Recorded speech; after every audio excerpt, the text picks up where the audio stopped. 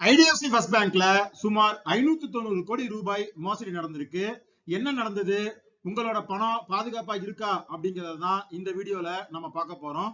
IDFC பேங்கோட சண்டிகர் பிரான்ச்ல இருந்த Haryana government அக்கவுண்ட்ஸ்ல இருந்து தான் சுமார் 590 கோடி ரூபாய் சட்டவிரோதமா பணப்பரிமாற்றம் நடந்திருக்கு.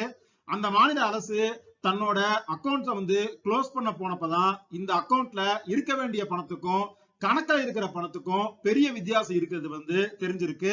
இதன் காரணமா உடனடியா HDFC பேங்க் தன்னோட 4 ஊழியர்களை சஸ்பெண்ட் பண்ணிருக்காங்க. அது மட்டும் இல்லாம KPMG ஆடிட் அப்படிங்கிற நிறுவனம் மூலமா ஃபாரன்சிக் ஆடிட்டும் பண்ண போறோம் அப்படிங்கிற மாதிரி உத்தரவிட்டு இருக்காங்க. இது ஒரு சில எம்ப்ளாயிஸ்னால நடந்த மோசடி அப்படின்னு சொல்லி பேங்க் சைட்ல எக்ஸ்பிளைன் பண்ணிருக்காங்க.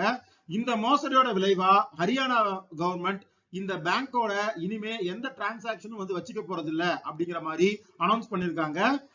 இதனால இந்த பேங்க்ல சேவிங்ஸ் அக்கவுண்ட் வச்சிருக்கவங்களுக்கு எந்த பாதிப்பும் இல்ல அப்படின்னு HDFC பேங்க் சைட்ல இருந்து கிளாரிபிகேஷன் கொடுக்கப்பட்டிருக்கு.